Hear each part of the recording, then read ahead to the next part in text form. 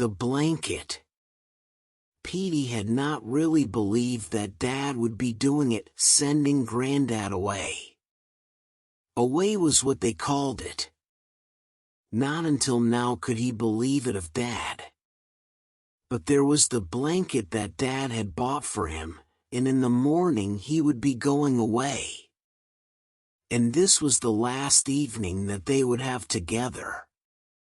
Dad was off, seeing the girl that he was going to marry. He would not be back till late, and they could sit up and talk. It was a fine September night, with a silver moon riding high over the valley.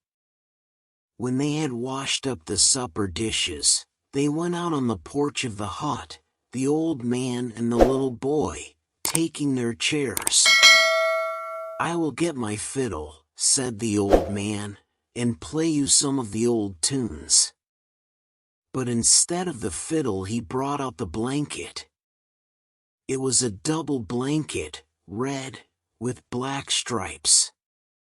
"Now isn't that a fine blanket?" said the old man, smoothing it over his knees. "And isn't your father a kind man to give the old fellow a blanket like that to go away with? It cost something, it did, look at its wool. And it will certainly keep me warm these cold nights to come. There will be few blankets there equal to this." It was like Granddad's to say that. He was trying to make it easier. He'd pretended all along it was he that wanted to go away to that great brick building, the government place where he'd be with so many other old fellows having the best of everything. But Petey hadn't believed Dad would really do it, until this night when he brought home the blanket. "Oh, yes, it's a fine blanket," said Petey, and got up and went into the hut. He wasn't the kind to cry, and besides, he was too old for that, being 11. He had just come in to fetch Granddad's fiddle. The blanket slid to the floor as the old man took the fiddle and stood up. It was the last night they'd be having together. There wasn't any need to say play all the old tunes. Granddad tuned up for a minute and then said, "This is one you'd like to remember." The silver moon was high overhead, and there was a gentle breeze playing down the valley. He could never hear Granddad play this again. It was a good thing Dad was moving into that new house, away from here. Petey would not want to sit here on the old porch on fine evenings, with Granddad gone. The tune changed. "Here's something merrier." Petey sat and stared out over the valley. Dad would marry that girl. Yes, that girl who had kissed him and slobbered over him, saying she'd try to be a good mother to him, and all. His chair creaked as he involuntarily gave his body a painful twist. The tune stopped suddenly, and Granddad said, "It's a poor tune, except to be dancing to." And then, "It's a fine girl your father is going to marry.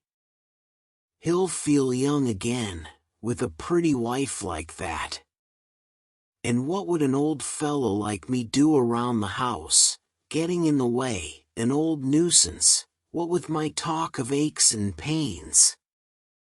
And then there'll be babies coming, and I'd not want to be there to hear them crying all hours. It's best that I take myself off like I'm doing. One more tune or two, and then we'll go to bed to get some sleep against the morning when I'll pack up my fine blanket and take my leave. Listen to this, will you? It's a bit sad, but a fine tune for a night like this." They didn't hear the two people coming down the valley path, Dad and the pretty girl with the hard, bright face like a china doll's. But they heard her laugh, right by the porch, and the tune stopped on a wrong, high, startled note.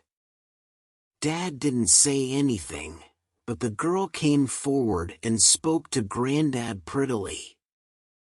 "I won't see you leave in the morning, so I came over to say goodbye." "It's kind of you," said Granddad, with his eyes cast down, and then, seeing the blanket at his feet, he stopped to pick it up. "And will you look at this?" he said in embarrassment. "The fine blanket my son has given me to go away with." "Yes," she said, "it's a fine blanket." She felt the wool, and repeated in surprise, "A fine blanket, I'll say it is." She turned to Dad and said coldly, "It cost something that."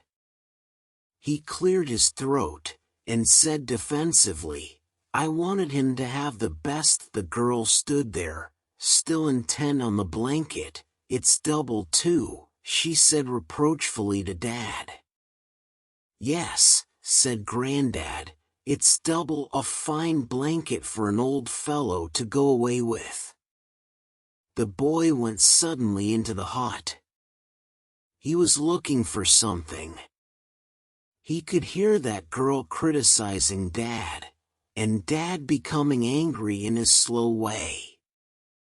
And now she was suddenly going away angrily. As Petey came out, she turned and called out, "All the same, he doesn't need a double blanket." And she ran up the valley path. Dad looked after her uncertainly. "Oh, she's right," said the boy coldly. "Here, Dad," and he held out a pair of scissors. "Cut the blanket in two."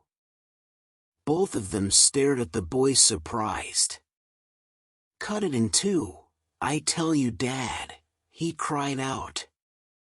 "And keep one half." "That's not a bad idea," said Granddad gently. "I don't need so much of a blanket." "Yes," said the boy harshly. "A single blanket's enough for an old man when he's sent away. We'll save the other half, Dad. It will come in handy later." "Now, what do you mean by that?" asked Dad. "I mean," said the boy slowly, "that I'll give it to you, Dad, when you're old and I send you away."